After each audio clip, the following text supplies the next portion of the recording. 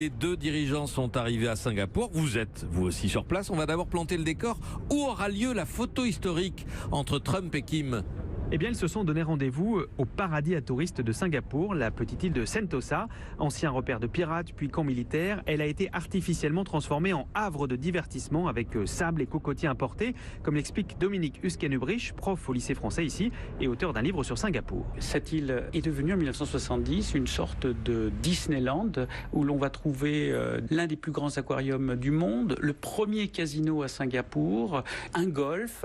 C'est une île dédiée au tourisme. L'île a été rebaptisée Sentosa, ça veut dire paix et tranquillité, et c'est exactement ce que viennent chercher Donald Trump et Kim Jong-un. J'ai emprunté tout à l'heure le seul pont d'accès, facile à contrôler. L'hôtel de luxe choisi pour la rencontre est bouclé, isolé au bord de l'eau, et Singapour a d'ailleurs été choisi pour ça. La sécurité, même le matériel pour manifester est interdit ces jours-ci dans la cité-État. Voilà pour le décor et pour la mise en scène. Xavier, est-ce qu'on sait comment va se dérouler la rencontre ? Alors tout est minutieusement calculé, le nombre de pas pour aller se serrer la main, qui s'assoit où. L'Américain et le Nord-Coréen devraient d'abord passer un moment seuls. Donald Trump l'a expliqué hier juste avant de partir. Sa diplomatie à lui, c'est comme l'amour, ça se joue au premier regard. Je pense que dès les premières minutes, je saurai. Parce que c'est mon truc, c'est une question de feeling. Je suis bon pour ça.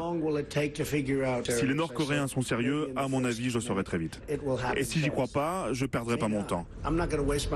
Donald Trump prêt à quitter donc le sommet si besoin. Si ça se passe bien, ça devrait durer toute la journée et finir par une déclaration commune. Et sur le fond, Xavier, que peut-on espérer de leur discussion ? Alors évidemment, c'est toute la question. Le sujet numéro 1, c'est l'arsenal nucléaire nord-coréen. Et il y a un premier problème de vocabulaire. La dénucléarisation ne veut pas dire la même chose à Pyongyang et à Washington. Pour les Américains, ça veut dire le démantèlement total du programme atomique nord-coréen, point barre. Pour les Nord-Coréens, la dénucléarisation s'applique à toute la péninsule. Ça veut dire que les Américains ne doivent plus protéger la Corée du Sud avec leur parapluie nucléaire. Comme les deux dirigeants veulent une opération de com réussie, ils vont peut-être d'abord s'entendre sur un sujet un peu plus simple et très symbolique, l'ouverture de relations diplomatiques. L'enquête de 8 heures de Xavier Yvon. Merci beaucoup, Xavier.